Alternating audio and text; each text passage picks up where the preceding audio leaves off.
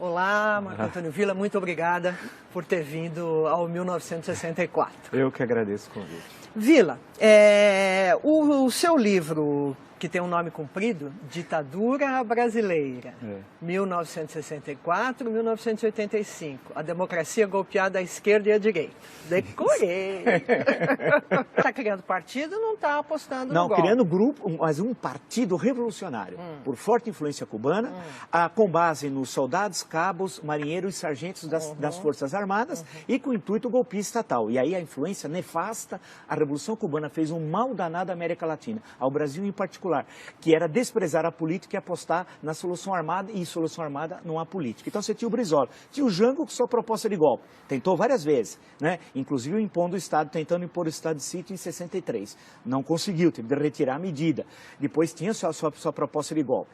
Tinha a Ligas Camponesas e o Movimento Revolucionário de Tiradentes, que era seu braço armado, que em 62 foram descobertos, a imprensa toda noticiou, 7 campos de treinamento guerrilheiro do Julião com dinheiro cubano. E sabe-se que é dinheiro cubano porque caiu um avião, foi aberta a mala diplomática e lá tinha as provas dessa ligação.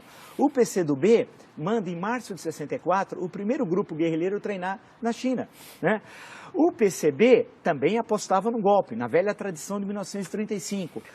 Isso só para falar, eu citei mais de 10, entre direita e esquerda, aqueles que naquela conjuntura apostavam numa solução de força tal. Por isso que a democracia ela era golpeada à direita, golpeada à esquerda. Claro que haviam aqueles, muito poucos, e que não conseguiram buscar uma saída negociada. Um deles, um célebre deputado federal do PTB, Francisco Santiago Dantas, que buscava uma solução reformista e articulada. Mas ele estava muito doente e acabou falecendo em agosto mesmo de 64. Então nós temos uma conjuntura em que levar ao golpe era a tradição. E 64, imaginava-se, quando você vai à conjuntura, que era uma intervenção cirúrgica de curta duração. Ou seja, você tira o presidente, assume o presidente da Câmara dos Deputados, que era o sucessor legal, o Ranieri Mazzilli, ele governa até a eleição feita pelo Congresso em seguida, 10 dias depois, do Marechal Castelo Branco, que no discurso de posse foi muito claro. Disse, o meu mandato termina a 31 de janeiro de 66, que era quando, o mandato era de 5 anos, quando começou o mandato do Jânio, 31 de janeiro de 61, 31 de janeiro de 66, e garantiu as eleições de outubro de 65. E quando nós chegamos a 64, 64 é uma continuidade do positivismo, né? É bom lembrar que a ditadura brasileira estatiza a economia. Estatizou a economia. Por isso que tem gente que não conhece história, que primeiro compara o Brasil à Argentina, a ditadura argentina. Tem de ser preso, chamou o PROCON, preso no sentido histórico, não preso, tem de chamar o PROCON porque não conhece nada de história. Não há nenhuma relação entre o regime brasileiro e o regime argentino. Lá desestatizou, aqui estatizou. Lá acabou com o ensino público do 3º grau, aqui expandiu a universidade pública de 3º grau, aqui modernizou a economia, ampliou, diversificou a economia. Lá a indústria foi duramente, quase que destruída, a indústria argentina. Então, se você for comparar, as bases ideológicas da ditadura brasileira era uma e da Argentina, por exemplo, eram outras tal. Isso quer dizer que não havia contato entre os governos? Não, havia pouco, muito pouco contato. Há uma carta apócrifa, publicada por Jack Anderson no Washington Post, de uma carta do Figueiredo, tal, que é apócrifa, qualquer historiador lê aquilo, até o Figueiredo assina o nome errado, tal.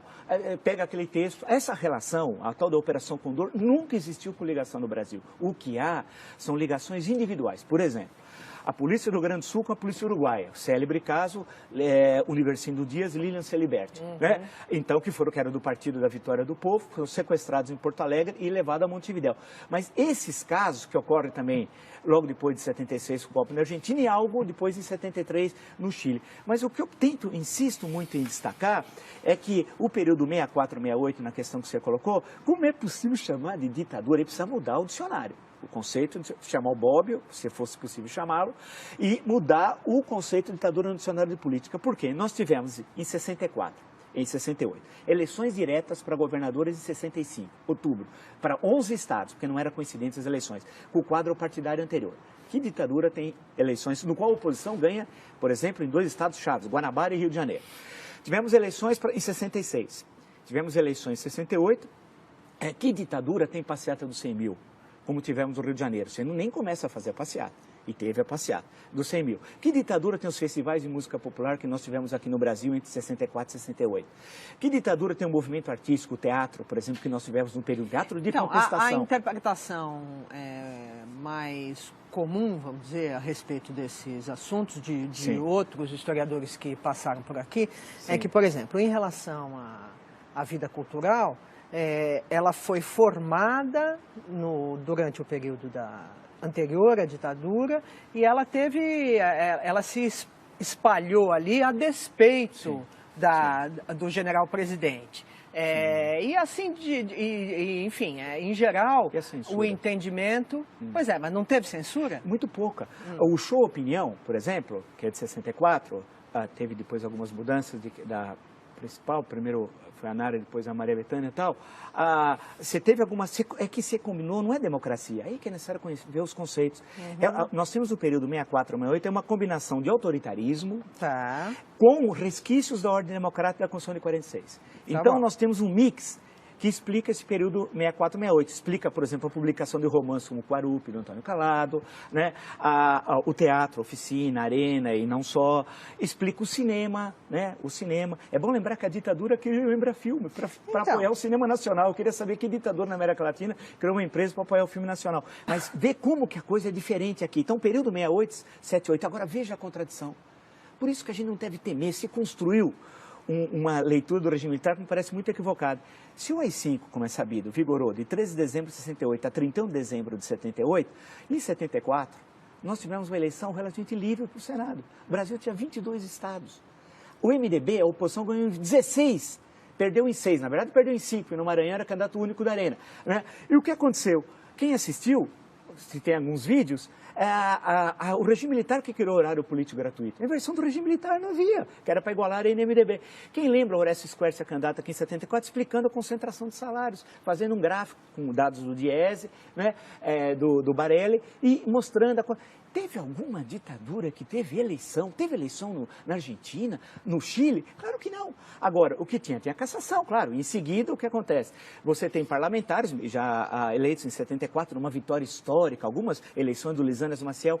É que a grande questão é que há uma leitura que hoje é fundamentalmente ideológica, com a carga ideológica do presente, sobre o período de falar ditadura 79. Por quê? 1º de janeiro.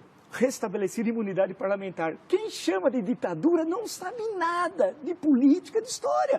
Você imagina ter imunidade parlamentar no dia 1º de janeiro de 79, você não pode caçar mais ninguém.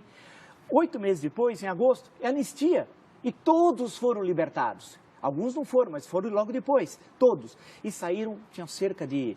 Eu tenho um número no livro, são 70, 80. É bom lembrar que no Estado Novo tinha 10 vezes mais, quando veio a anistia em 45. Aí, eleição de 82, chamada de ditadura, eleições que você tem 5 partidos, um dos quais se proclamava socialista, o Partido dos Trabalhadores. E com a vitória da oposição em São Paulo, Franco Montoro, Minas, Tancredo Neves, Rio, Leão Brizola, não só a vitória, mas a posse. Então, chamar o período 79 a 85 e em 84, especialmente entre janeiro e abril, a campanha das diretas. Quer dizer... Mas isso já era o fim da ditadura. Mas não é mais ditadura. Tá bom. Porque não existe ditadura com liberdade, com comício, com 1,5 milhão nas ruas. Não há na história do mundo. Nem na ditadura romana, que tinha outro caráter. Escuta, Vila, você mencionou, enquanto você estava na sua última resposta, que há uma leitura ideológica do período. Sim. De quem é esta leitura e por que ela lê do jeito que lê? Na sua opinião? Olha, e daí que eu acabo diferindo de muitos.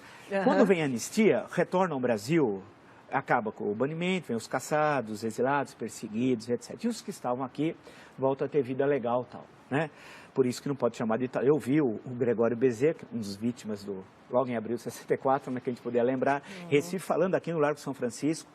Isso devia ser setembro, por ali, outubro, eu não sei, de 79 e tal. Fui ouvi-lo porque era um mito para todos nós naquela época e tal. Então, a grande questão e essa é uma construção que eu ouço falar sistemática, que está no livro didático, e já ficou vitoriosa, de que a luta armada levou à democracia. Isso é uma falácia. Eu faço questão, porque eu escrevi vários artigos, isso está no meu livro também, porque nenhum grupo de luta armada defendia a democracia. Não há uma vez a palavra democracia. Se você pegar o livro Imagens da Revolução, do Daniel Arão e do Jair Ferreira de Sá, lá tem quase todos os documentos, você procura, você não acha um que tenha a palavra democracia.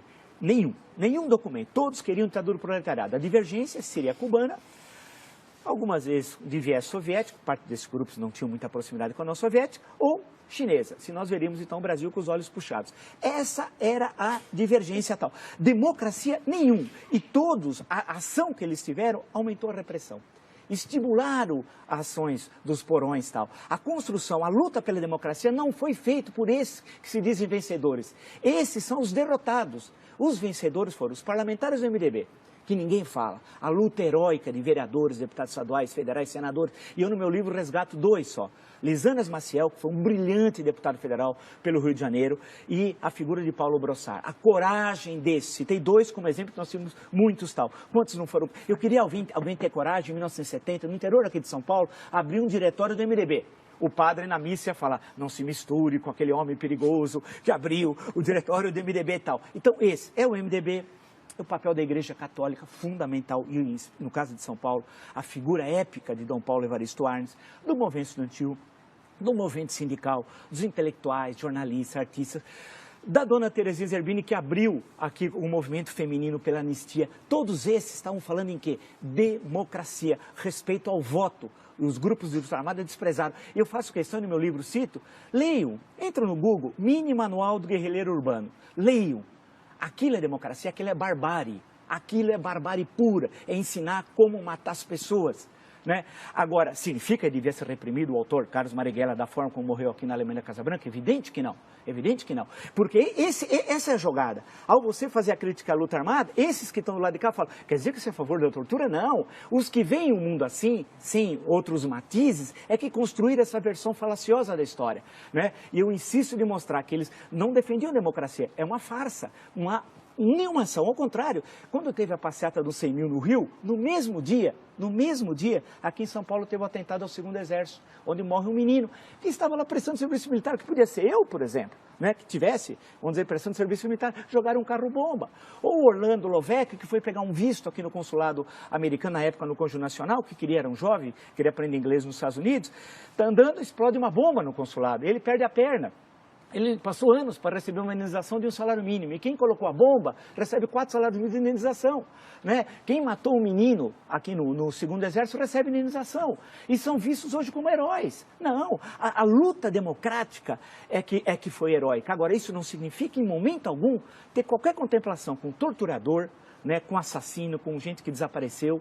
E, por modo alguma, esses têm de sofrer esse opróbrio da história. Temos de sempre lembrar essa barbárie aqui do DOPS em São Paulo, vou lembrar a figura do Fleury, o Sealing em Porto Alegre, o Davi Razan, Minas Gerais. Quer dizer, nós temos de lembrar como exemplos do mal, né? A mal que nós nunca devemos voltar a ter e defender a democracia e as liberdades. Eu acho que essa é a nossa grande tarefa e não deixar que o resgate daqueles que lutaram em defesa da democracia seja apropriado por aqueles derrotados, que impulsionaram inclusive a ditadura, porque a cada ato terrorista, maior a repressão, maior a violência, maior a censura.